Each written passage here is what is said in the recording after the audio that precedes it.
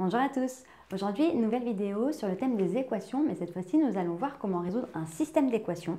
Parce que du coup, les systèmes d'équations, c'est du coup la résolution d'équations lorsque nous avons deux inconnus. Cette vidéo, du coup, sera sur le thème des résolutions de systèmes par substitution. Donc, c'est parti. En fait, le système d'équations, c'est tout simplement donc deux équations, comme vous pouvez connaître seules, sauf que du coup, bon, pour les deux, c'est la même chose. En fait, nous avons directement deux équations où on sait que dans le cas où x est multiplié par 2 et y multiplié par 3, ça me donnera moins 1. Et dans le cas où x est multiplié par 1 et y est multiplié par moins 3, ça me donnera 5. Donc, quelles sont les valeurs de x et d'y pour que ça corresponde dans ces deux équations-là?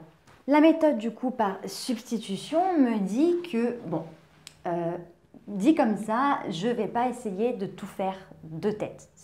Mais par contre, je peux essayer de voir si j'isole un des inconnus et que j'arrive à savoir combien est-ce qu'il vaut lui seul en fonction de l'autre inconnu. Je vais pouvoir, dans la deuxième équation, remplacer cette valeur du coup par cette expression, développer et réduire pour pouvoir en fait tout simplement n'avoir plus qu'une seule inconnue. Je sais résoudre une équation à une inconnue, donc l'objectif c'est d'essayer de transformer l'expression avec du coup une seule inconnue dans mon équation pour pouvoir la résoudre et une fois que j'en ai trouvé une, du coup en déduire l'autre. Donc là, l'objectif serait d'essayer d'isoler x ou y pour pouvoir savoir combien est-ce qu'il vaut en fonction de x ou de y, en fonction de qui est-ce que j'ai isolé. Là, je vois que j'ai 2x plus 3y est égal à moins 1. Par contre, là, je vois que j'ai un x tout seul. Donc, je vais pouvoir essayer de l'isoler pour savoir combien est-ce qu'il vaut, lui. Donc, quand je dis x tout seul, c'est multiplié par 1.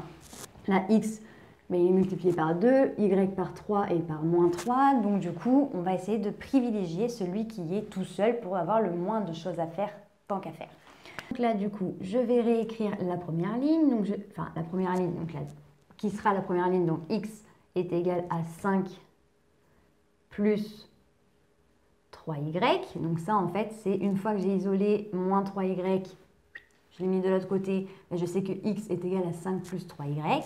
Maintenant, je vais réécrire la ligne du haut en prenant soin de remplacer x par 5 plus 3y. Donc, 2 facteur de 5 plus 3y plus 3y est égal à moins 1. Donc là, si vous voulez, je vous mets, là, c'est la valeur de x que j'ai trouvée en l'isolant.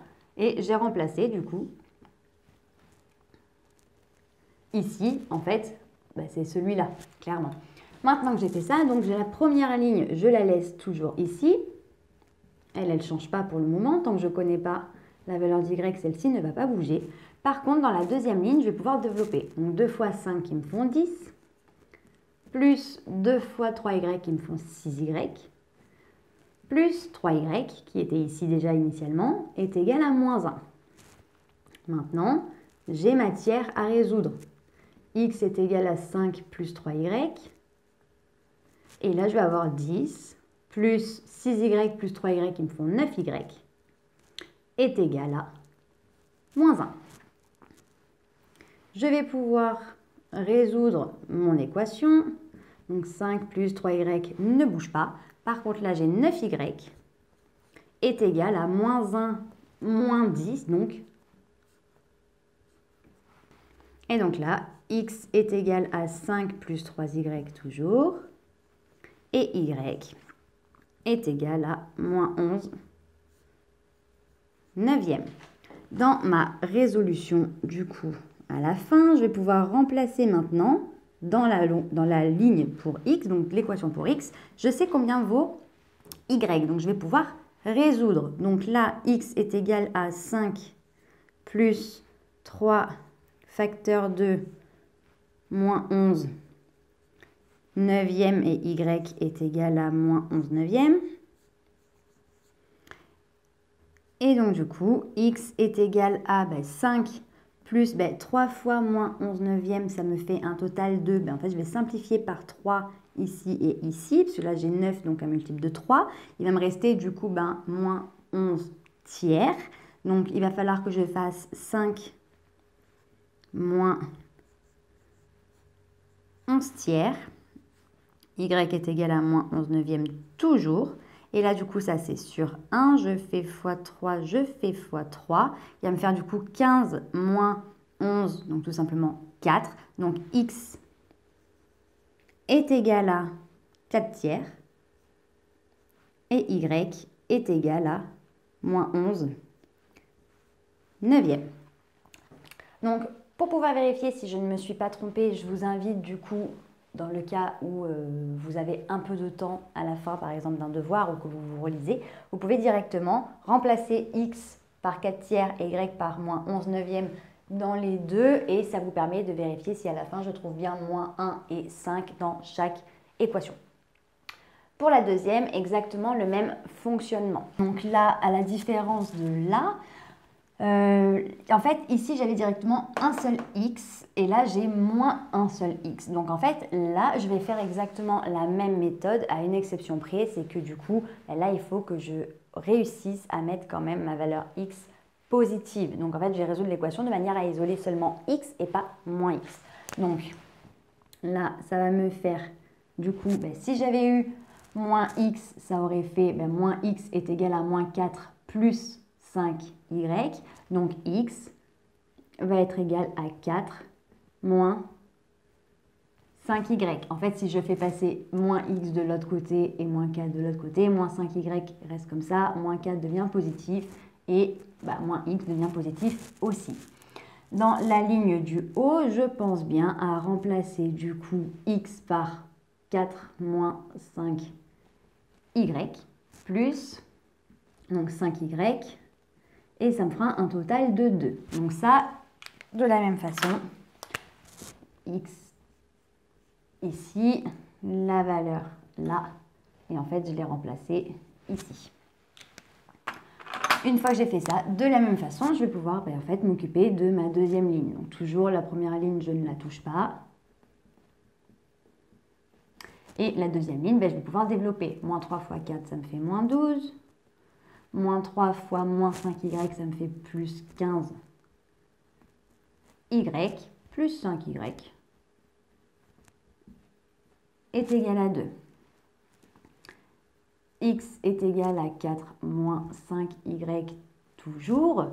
Là, j'ai du coup 15y plus 5y qui me font 20y est égal à 2 plus. Ensuite, donc x est toujours égal à 4 moins 5y. 20y est égal à 14. Donc, je vais pouvoir résoudre. X est égal à 4 moins 5y. Et y est égal à 14 sur 20, soit 7 dixièmes. Maintenant que je suis ici, il va falloir du coup que je résolve directement sur la ligne d'en haut. Donc, x est égal à, maintenant je vais remplacer, 4 moins 5 facteur de 7 dixièmes. Et y est égal à 7 dixièmes également. Donc, x est égal. Donc là, il va falloir que je simplifie directement mon 5 ici. Il va me rester un 2. Donc, je vais avoir 4 sur 1 moins 7 demi. Je vais multiplier par 2 en haut et en bas. Comme ça, au moins, je vais avoir tout sous le même dénominateur. Donc, x est toujours égal à 7 dixièmes. Et ici, je vais pouvoir marquer que x est égal, donc 8 demi moins 7 demi, ça me fait 1 demi. Et y est égal à 7 dixièmes. De la même façon, pour vérifier, vous pouvez remplacer dans les deux équations x et y par la valeur que vous avez trouvée et vous pouvez du coup directement calculer pour voir du coup si on tombe à chaque fois dans les deux cas sur les résultats qui nous ont été énoncés directement dans notre exercice. Donc voilà, j'espère que cette petite vidéo sur les résolutions de systèmes d'équations t'a plu et t'a permis de bien comprendre comment mettre en place les résolutions par système de substitution. Si tu as la moindre question, n'hésitez pas à la noter en commentaire, je me ferai un plaisir de t'y répondre. Tu peux également partager la vidéo à un de tes amis si ça te fait plaisir et si tu penses que ça peut lui aider. Pour nous rejoindre, n'hésite pas à activer la petite cloche si ce n'est pas déjà fait pour du coup nous rejoindre sur YouTube. Et sinon, nous sommes sur Internet et sur tous les réseaux sociaux, sur Facebook, Instagram et sur Snapchat. On te met tout en barre d'infos pour que tu ne rates aucune information. Et d'ici une très prochaine vidéo, je te dis à très bientôt. Salut!